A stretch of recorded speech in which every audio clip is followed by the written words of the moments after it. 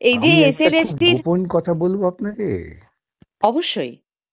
ভারতবর্ষ দ্রুত বিপ্লবের দিকে এগোচ্ছে। কি দেখে মনে হলো আপনার এটা? এই যে সমস্ত প্রাতিষ্ঠানিক সংস্থাগুলো তাদের কার্যকারিতা ক্রমশ ক্রমশ মানুষের কাছে অগ্রহণীয় হয়ে উঠছে, এরপর মানুষ রাস্তায় নামতে বাধ্য। এই যে বললেন না আপনি এসএলএসটি বলতে যাচ্ছিলেন, হ্যাঁ, আজকেই আমার কাছে এসেছিল একদল ছেলে মেয়ে। তাদের মানে তো তারা কি ফ্রেশার? না, ফ্রেশার নয়, ফ্রেশাররা আচ্ছা, তো ফুট শেষে তো আছে। তারা ওই দাগি লিস্টে পড়ে গেছে। আচ্ছা।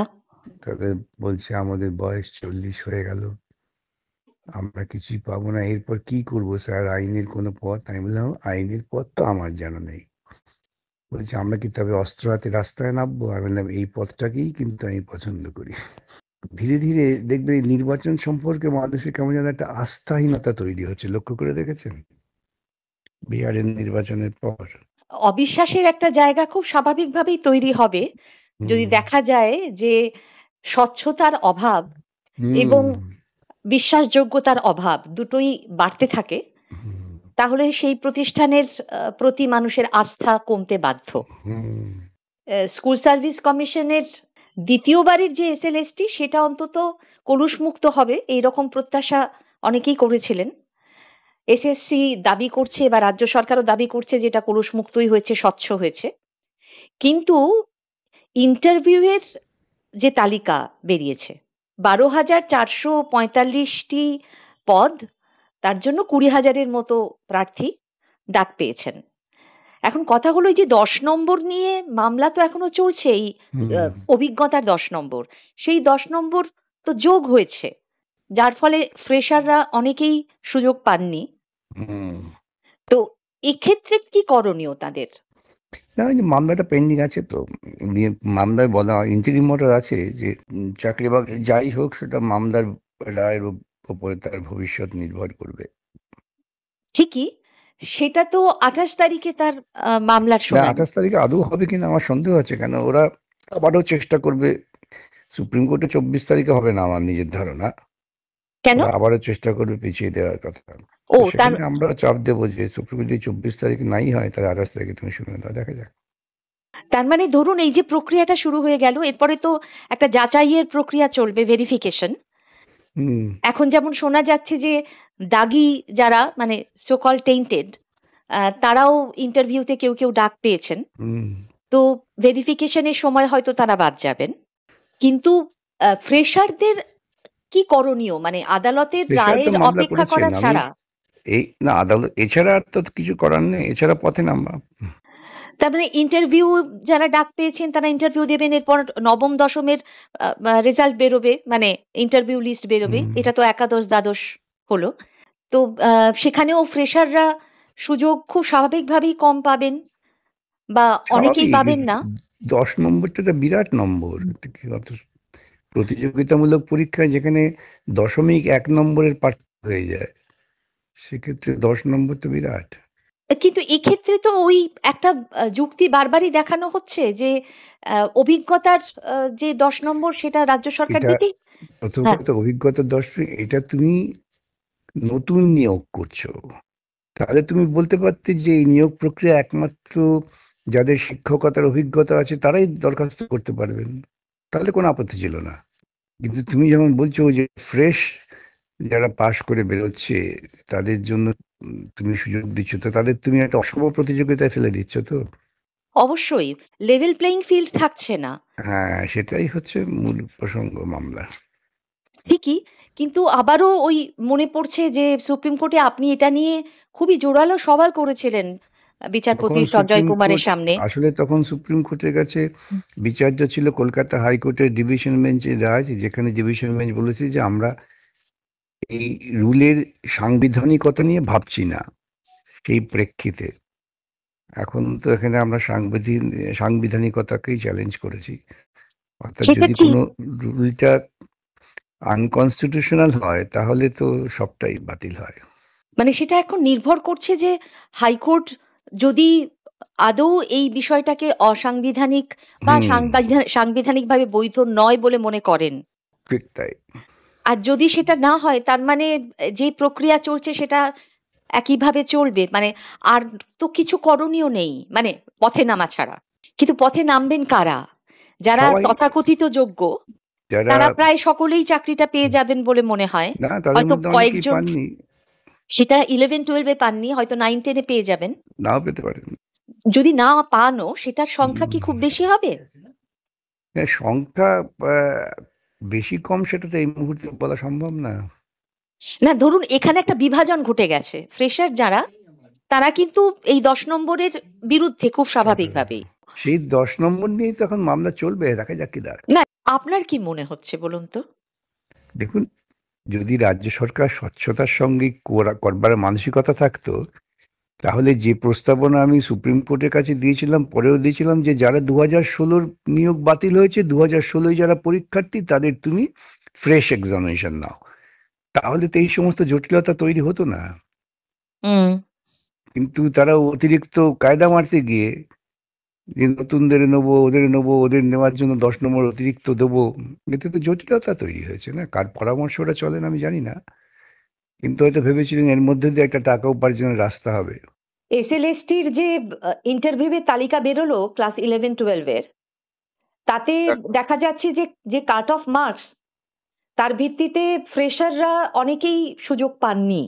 আবার যারা নট স্পেসিফিক্যালি টেইন্টেড অর্থাৎ চাকরিহারা শিক্ষকদের মধ্যেও কেউ কেউ ডাক পাননি, কেউ কেউ পেয়েছেন। যারা পাননি তাদের মধ্যে অনেকে আবার বলছেন যে 9-10-এর জন্য অপেক্ষা করবেন, 9-10-এর তালিকা বেরোলে হয়তো তারা ডাক পাবেন। এরকম অনেক ফ্রেশার্স রয়েছেন যারা 100% নাম্বার পেয়েছেন, অর্থাৎ রিটেনে 60-এ 60 এবং একাডেমিক স্কোরও 10-এ 10। একাডেমিক্সে 10-এ 10, অর্থাৎ টোটাল 70-তে 70। কিন্তু তাদের জন্য এই ইন্টারভিউ এর পূর্বের নাম্বারটি 70 হলেও যারা টিচার তাদের জন্য 80। সেই জন্য লাস্ট কাট অফ মার্কস সেটা কোনো ক্ষেত্রে হয়েছে 71, কোনো ক্ষেত্রে হয়েছে 73, ইভেন কোনো ক্ষেত্রে 76ও। খুব স্বাভাবিক, আমি বহুদিন থেকে বলে আসছি কম্পিটিটিভ এক্সামে নাম্বারের পার্থক্য প্রথম লিস্টের প্রথমে থাকা ব্যক্তি এবং লিস্টের শেষে থাকা ব্যক্তির মধ্যে খুব বেশি হলে 3 থেকে 4 হয়। অর্থাৎ 10 নম্বরের পার্থক্য থাকলে বেশিরভাগ ফ্রেশার্সই চান্স পাবে না। এক্স্যাক্টলি সেটাই ঘটেছে। 100% নাম্বার পেয়েও কিন্তু কেউ চান্স পাননি, এরকম অনেক সাবজেক্ট রয়েছে। ফলে ফ্রেশার্সরা চান্স পেলেনই না বেশ কিছু সাবজেক্টের, বেশ কিছু ক্যাটাগরিতে। মানে এখানে কি নির্দিষ্টভাবে বাংলা, ইংরেজি, অঙ্ক? একদমই ক্যাটাগরি ভিত্তিক হয়েছে এটা। বেশ কিছু সাবজেক্ট ভিত্তিক এবং ক্যাটাগরি ভিত্তিক হয়েছে এটা। হয়তো দেখা যাচ্ছে যে একটা বিশেষ সাবজেক্টের ইউআর ক্যাটাগরিতে এটা ঘটেছে, হয়তো এসসি তে সেটা ঘটেনি, কিন্তু ইউআর এ ঘটেছে। এই জিনিসটা ঘটেছে। এখন একটা জিনিস বুঝতে হবে যে বেসিক্যালি এটা কেন করা হলো। এটা করা হলো এই কারণেই, একদম খুব পরিষ্কার বলে, কারণ 2016 সালের সিলেকশন প্রসেসের যে আইন ছিল সেখানে কিন্তু কোনো এই এক্সপিরিয়েন্সের নাম্বার ছিল না। 2016 সালে যদি বাতিল হয়ে থাকে, 2016 সালে যেমন ভাবে নাম্বারের বিন্যাস ছিল সেই পদ্ধতিতে দিলেই হতো, ঝামেলা চুকে যেত না। নতুন করে কষ্ট করে এনেছেন এই কারণে, এই উদ্দেশ্য নিয়েই এই রুলটি বানিয়েছেন, যাতে ফ্রেশার্সরা বঞ্চিত হন, যাতে যারা টেন্টেড এখন অথচ ধরা পড়েনি, নট স্পেসিফিক্যালি টেন্টেড, তাদেরকেই আবার ঢুকিয়ে দেওয়া যায় তার জন্য। কারণ না হলে পয়সা ফেরত দিতে হবে, তো আদতে তারা পয়সার বিনিময়ে চাকরি করে। শুধু তাই না, আজকে কিছুক্ষণ আগেই আমাকে একজন ভদ্রমহিলা ফোন করলেন। তিনি বললেন যে তার স্বামী টেন্টেড ক্যাটাগরির ক্যান্ডিডেট, মানে সে ইভেন স্কুলেও যাচ্ছে না, কিন্তু তার নাম নাকি তালিকায় আছে, এবং তিনি সমস্ত লিস্ট গুলো পাঠালেন এবং খুব পরিষ্কার করে দেখা গেল যে হ্যাঁ, সেটা সত্য কিন্তু কথা। এখানে একটাই কথা বলার আছে আমার, সেটা হলো যে সুপ্রিম কোর্টে যখন এই বিষয়টি উঠেছিল, যখন চাকরিহারা শিক্ষকদের তরফে বলা হয়েছিল টেন্টেডের কথা বারবার করে, তখন কিন্তু জাস্টিস সঞ্জয় কুমার বলেছিলেন যে যদি বা কেউ ফাঁকতালে পেয়েও যান ইন্টারভিউয়ের ডাক, ভেরিফিকেশনে কিন্তু তাকে বাদ দিতেই হবে। তো ভেরিফিকেশন প্রক্রিয়া তো চলবে, সুতরাং আশা করা যায় যে যারা তার মানে যে বিষয়টা দাঁড়ালো সেটা হচ্ছে এই লিস্ট আবার অল্টার হবে। তাহলে আগে ভেরিফিকেশন করে নাম্বারটা দেওয়া উচিত ছিল, বা সব থেকে স্পেসিফিকলি বলে নাম্বার দেওয়াই উচিত ছিল না, তাহলে এই ঝামেলাটা হতো না।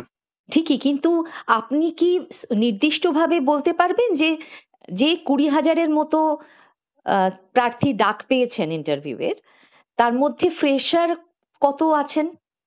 সেটা বলা সম্ভব না, সেটা একমাত্র এসএসসি বলতে পারে। এসএসসি দাবি করছে শুনছি যে 50% মতো ফ্রেশার পেয়েছেন। সে দাবি করতে পারেন, কিন্তু প্রকৃত তথ্য না দিলে কি করে বোঝা যাবে? আবার যদি 50% পেয়ে থাকেন, এর মধ্যে কতজন আবার আফটার ইন্টারভিউ এবং আফটার লেকচার ডেমো কতজন থাকবেন? কারণ লেকচার ডেমোতেও নাম্বার আছে। হ্যাঁ, লেকচার ডেমনস্ট্রেশন 10 নম্বর এবং ইন্টারভিউ এর 10 নম্বর। সেখানে কি কারিগরি করবে আপনি আমি কেউ জানি না। চাকরিহারা শিক্ষকদের মধ্যে যারা আন্দোলনে ছিলেন, আন্দোলনের মুখ হিসেবে পরিচিত হয়ে উঠেছিলেন, তাদের মধ্যে কেউ কেউ ডাক পেয়েছেন ইন্টারভিউয়ে, কেউ কেউ পাননি। যারা পাননি তাদের মধ্যে আবার অনেকেই 9-10 এর জন্যও দিয়েছিলেন পরীক্ষা। তো অবশ্যই সেটা দেখুন, সেটা তো আর বিচার্য বিষয় নয় যে যাদের চাকরিচ্যুত হয়েছেন তাদের প্রত্যেককেই মানে চাকরি দিতে হবে, এটা এই সিলেকশন প্রসেসের বিষয় নয়। হ্যাঁ, এই সিলেকশন প্রসেসে নিশ্চিতভাবেই তাদের মধ্যে যদি যোগ্য হন নিশ্চিতভাবেই তাদের দেওয়া উচিত, মানে অ্যাকর্ডিং টু মার্ক। সেখানে এইখানেও কোনো দুর্নীতি করা উচিত নয়, কিন্তু এই সরকারকে তো কোনো বিশ্বাস নেই, যে কোনো কিছু হতে পারে। 100% নাম্বার পেয়েও মানে পাচ্ছে না, এটা খুব একটা ভালো উদাহরণ নয়। কিন্তু এবার তারা করবেনটা কি? একমাত্র আদালতের মুখাপেক্ষী থাকা ছাড়া তো আর 28 তারিখে মামলা হবে, তারপরে অবশ্যই। আর তাছাড়া বিপ্লব, তারা কোনটা বেছে নেবেন সেটা তারাই ঠিক করবেন। এই যে প্রসেস যেটা অলরেডি শুরু হয়ে গেল এবং এর পরের ধারাবাহিকভাবে পরবর্তী পর্যায়গুলো চলবে, সেখানে কি আদালত হস্তক্ষেপ করবে মনে হয়? সেটা আদালতের বিষয়, আদালতের বিচারাধীন বিষয়, কিন্তু আমরা মনে করি 10 নম্বর এইভাবে একদম প্রারম্ভিক স্তরে যে এন্ট্রি লেভেল এক্সামিনেশনে দেওয়া উচিত নয়। হ্যাঁ, মানে সবার জন্য একই রকম স্তর থাকা উচিত, সবার জন্যই 100 নম্বর অথবা সবার জন্যই 90 নম্বর। একদম একদম, এটা অন্ততপক্ষে এন্ট্রি লেভেলে। কারণ হচ্ছে প্রমোশনের ক্ষেত্রে আপনি নাম্বার দিতে পারেন, এটা এবং হয়ও, এটা প্রমোশনের ক্ষেত্রে নাম্বার দেওয়া হয়। এই রাজ্যে যেমন ধরুন হেডমাস্টার সিলেকশনের ক্ষেত্রে এক্সপিরিয়েন্সের নাম্বার অবশ্যই আছে, কিন্তু এই ক্ষেত্রে এই অবস্থায় একদম এন্ট্রি লেভেলে দেওয়াটা সমীচীন নয়। যেমন ধরুন এডুকেশন সাবজেক্টে বেশিরভাগই নবম দশমের যারা শিক্ষক ছিল তারা ঢুকে গেছে, অর্থাৎ সেকেন্ডারি লেভেলের টিচাররা তারা হায়ার সেকেন্ডারি সুবিধা পেয়েছে। কিন্তু মামলাটা তো এইটা নিয়েও হয়েছে যে অবশ্যই অবশ্যই অবশ্যই সেই নিয়ে মামলা পেন্ডিং, ফলে কিন্তু বঞ্চিত তো হয়ে গেছে না ছেলেগুলো। হ্যাঁ, সেটাই তো, মানে 11-12 যারা পড়াননি তারা কি করে 9-10 এর অভিজ্ঞতার নম্বর পাবেন 11-12 পড়াতে গিয়ে? দিয়েছে এডুকেশন সাবজেক্ট, হয়তো অন্য সাবজেক্টের টিচার ছিলেন, এডুকেশনে নাম্বার পেয়েছেন। এটাকে হয়তো আরো সত্যি সত্যি স্বচ্ছ করা যেত, মানে সব দিক থেকে। কোনো বইয়ে যেমন কষ্ট করে কেন এই রুল তৈরি করতে যাবেন, কোনো প্রয়োজনই ছিল না। প্রয়োজনটা হয়তো অন্য একটা রাজনৈতিক প্রয়োজন ছিল। একদম। নমস্কার।